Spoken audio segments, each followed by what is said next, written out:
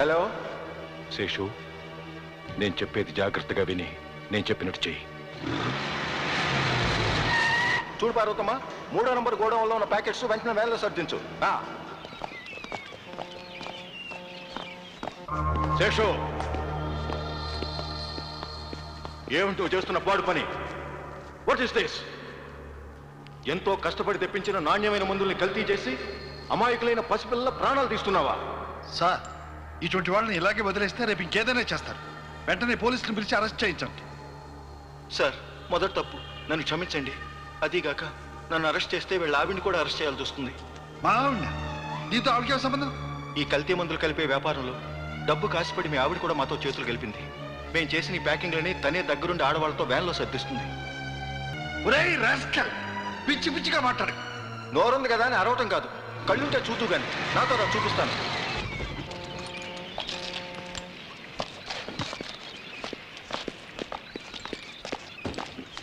పార్వతమ్మ, ఈ పెట్లన్నీ ఎక్కడ తీసుకెళ్తున్నారు? ఎవరు తీసుకెళ్ళమన్నారు? మీరే కదా అన్ని సర్దించమని చెప్పారు. మీ ఆవిడికి కూడా వాటా ఉందని ఇప్పటికైనా నమ్ముతారా? కావాలంటే ఆ పెట్టి ఓపెన్ చేస్తూ ఇదంతా మేం కలిపిన కల్తీ సరుకు. పార్వతి, ఈ కల్తీ మందులు కలిపే కిరాతకంలో నువ్వు కూడా చేతులు కలిపావా? అసలు ఇవి కల్తీ మందులనే సంగతి నాకు తెలియదండి. పెట్టెలన్నీ తీసుకెళ్లి వ్యాన్లో సర్దించమంటే సర్దిస్తున్నాను. అది తప్ప నాకేం తెలియదండి. పార్వతమ్మ, ఎందుకు అబద్ధం ఆడతావు? ఇంతవరకు మేము ఇచ్చిన డబ్బు సరిపోలేదా? ఈసారి ఎక్కువ ఇస్తాంలే, నిజం చెప్పు. మీరు నాకు డబ్బు ఇవ్వడం ఏమిటి? ఇదంతా మీరేదో కావాలని చేస్తున్నారు. కావాలని మేమేం చేయట్లేదు. పుట్టబోయే బిడ్డకి డబ్బు కావాలని నువ్వే కదమ్మా మాతో చేతులు కలిపావు. అబద్ధం, అన్యాయం. అసలు నాకేం తెలియదండి. నాకేం తెలియదని ఇక్కడ గింజుకోవటం కాదు. నీ వాటా తాలూకు నేనిచ్చిన డబ్బు నా కళ్ళ ముందే నువ్వెక్కడ దాచావో నాకు తెలుసు. మీరు నాతో రండి, ఆ డబ్బు ఎక్కడ దాచిందో నేను చూపిస్తాను. ఇప్పుడేమంటావు చక్రవర్తి? ఇంత డబ్బు ఎక్కడుందని నీకు తెలుసా? ఏమండి, నాకేం తెలియదండి. ఇదంతా అబద్ధం. ఏది అబద్ధమో ఏది నిజమో పోలీసులే తెలుస్తారు. తప్పు చేసిన వాళ్ళు బయట వాళ్ళైనా సరే, నా భార్య అయినా సరే చట్టానికి పట్టించి తీరుతారు. చక్రవర్తి, ఆవేశపడకు, కొంచెం ఆలోచించి మాట్లాడు. నీ భార్య డబ్బుకు ఆశపడి ఈ పని చేసిందని ఇప్పుడు మనకు మాత్రమే తెలుసు. నువ్వు పోలీస్ కంప్లైంట్ ఇస్తే ఈ విషయం రేపు 10 మందికి తెలుస్తుంది. కనుక మనిద్దరికీ నష్టం లేకుండా మనలో మనం రాజీ పడిపోదాం. నీ భార్యకు నువ్వు బుద్ధి చెప్పుకో. ఈ శేషుగాడి సంగతి నేను చూస్తాను. ఏమండి, వాళ్ళు చెప్పిందంతా మీరు నమ్ముతున్నారా? భగవంతుడు సాక్షిగా నాకేం తెలియదండి. ఇంకేం మాట్లాడకు.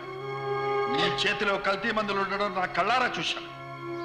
ఆ కల్తీ మందుల ద్వారా నువ్వు సంపాదించిన ఈ పాపిష్టి డబ్బును నాకు తెలియకుండా నా ఇంట్లో దాచిపెట్టా. నీతి నిజాయితీకి మారుపేరుగా బ్రతుకుతున్న నా జీవితంలో మచ్చ తెచ్చావు. ఇలాంటి తప్పుడు మనిషి నా భార్యగా అనుకోవడం నాకు సిగ్గుగా ఉంది. నిన్ను చూస్తే అసహ్యం వేస్తుంది. చెయ్యి, మొహం చూడకూడదు, చూడకూడదు, చూడ.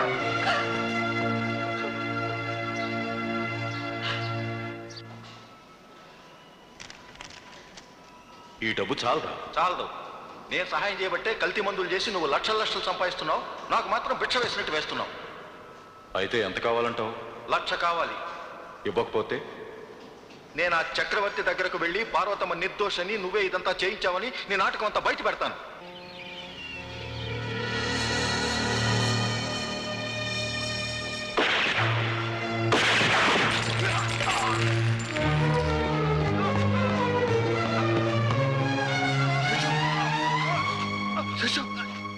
ఏమిటి? ఏమైంది? చక్రవర్తి, నీకు అన్యాయం చేశాను, నన్ను క్షమించు. నాగరాజు మాటలు విని కల్తీ మందులతో ఏ సంబంధం లేని మీ ఆవిడ మీద అబద్ధం చెప్పాను. ఏమిటి? పార్వతికి తెలియదా? అసలు కల్తీ మందుల విషయమే ఆవిడికి తెలియదు. మీ ఇంట్లో డబ్బు కూడా నాగరాజు నా చేత పెట్టించాడు.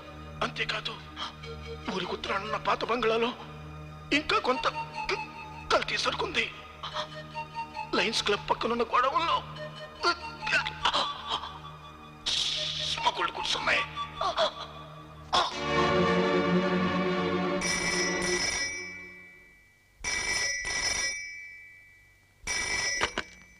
హలో, ఏమిటి? మన నకిలీ మందులు తయారు చేసే స్థలాన్ని పోలీసులు రైడ్ చేశారా? హలో, ఏమిటి? మన కస్టమర్స్ అందరినీ అరెస్ట్ చేసి గోడౌన్ సీజ్ చేశారా? హలో, ఏమిటి? పోలీసులకు ఇన్ఫర్మేషన్ ఇచ్చింది చక్రవర్తి? అవును, నేనే.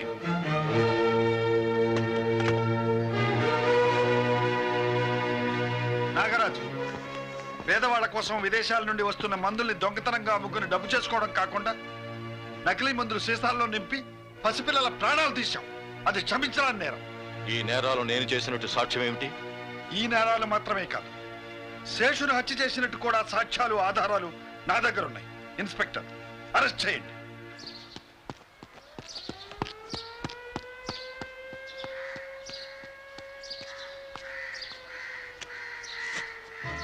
ఏమండి, మీరే నన్ను అనుమానించిన తర్వాత నేను ఇక్కడ ఉండడం అనవసరం.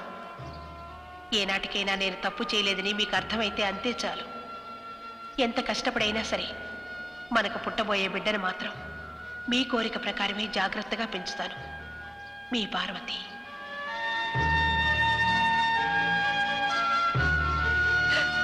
నీచుడైన నాగరాజు వేసిన పథకం కారణంగా మీ నాన్నగారికి నేను దూరం అయ్యాను.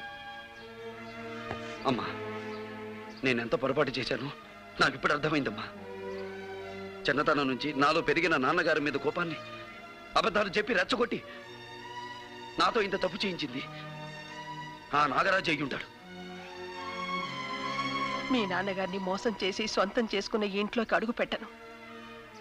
నువ్వు చేసిన అన్యాయానికి మన్నింపు కోరుకుని ఆయన నువ్వు తిరిగి తీసుకురావాలి. ఆయనతో కలిసి ఆలయం లాంటి ఇంట్లోకి నేను అడుగు పెట్టాలి.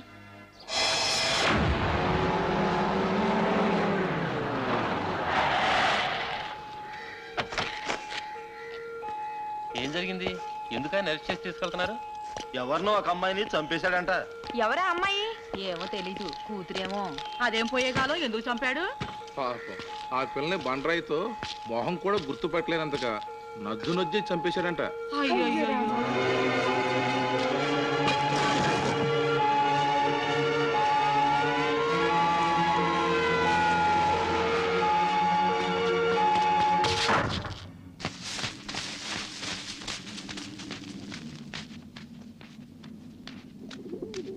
మైకేల్ ఎవరు? ఈ బంగ్లాలో ఉంటున్న ముసలి నక్క. ఈ బంగ్లాలో 25 సంవత్సరాలుగా ఎవరూ ఉండలేరు బాబు. ఇది విజయనగరం జమీందారుల వంశానికి చెందింది. నేను ఇక్కడ వాచ్మెన్. నేనే అప్పుడప్పుడు వచ్చిపోతుంటాను.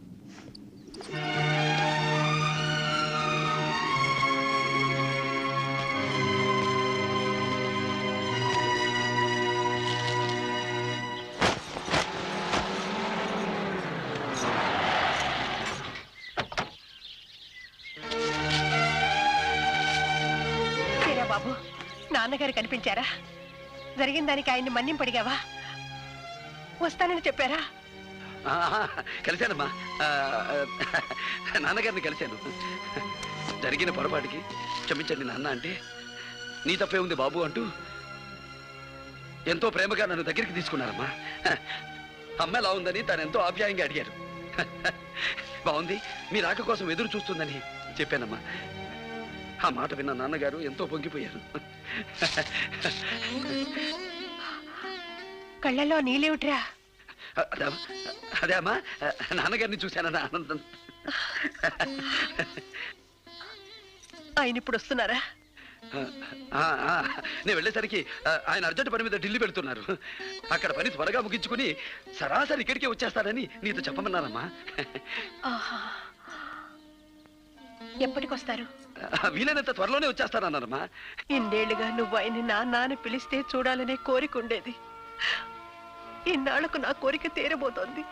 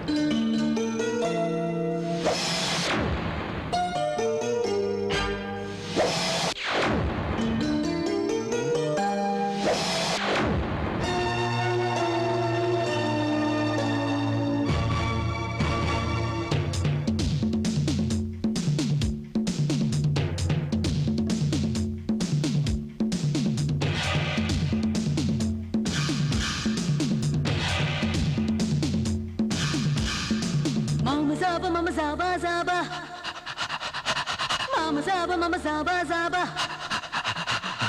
మామ జాబా మమ జాబా జాబా మమ్మ జాబా మమ జాబా జాబా మమ్మ జాబా మమ జాబా జాబా బాల మదన జనుకుడికి మంచం వేసై మురళి నడిగి తల పింఛం తీసై మసక సిక్కులకు మంత్రం వేస్తా బాల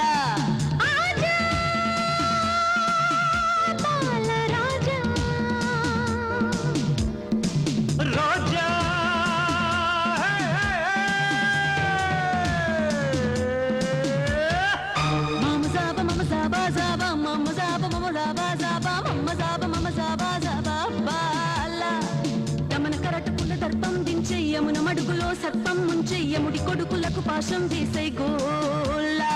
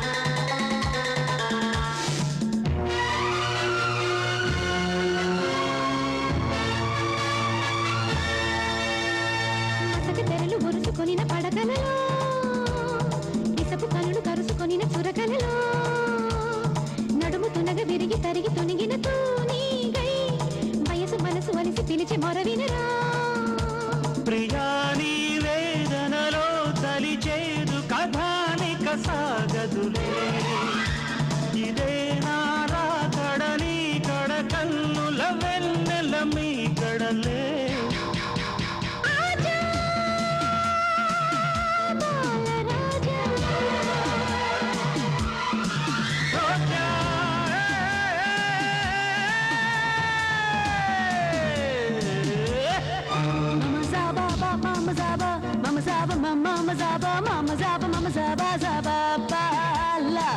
మదన జనకుడికి మంచం వేసై మురళి నడిగి తల పింఛం తీసై మసక సిగ్గులకు మంత్రం వేస్తాం పాలా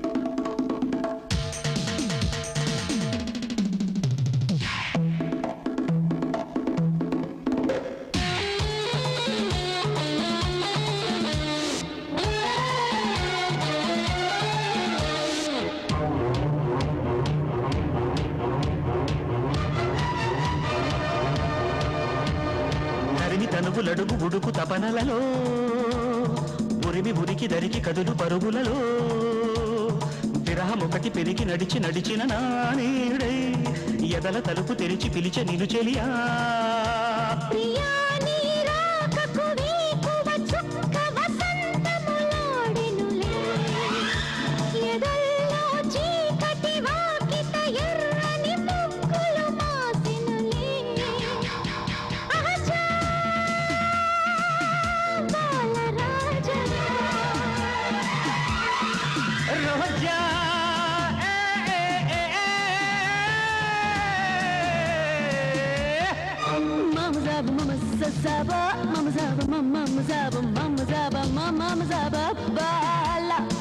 యమున కరటకుల దర్పం దించే యమున మడుగులో సర్పం ముంచే యముడి కొడుకులకు పాశం వేసే గోలా లేదండి. ఊరుకో పార్వతి, నీ విషయంలో ఆనాడు నేను పొరపాటు పడ్డందుకు ఈనాడు దైవం నాకు ఈ పరిస్థితి కల్పించాడేమో. మీకు ఇలాంటి పరిస్థితి కల్పించింది దైవం కాదండి,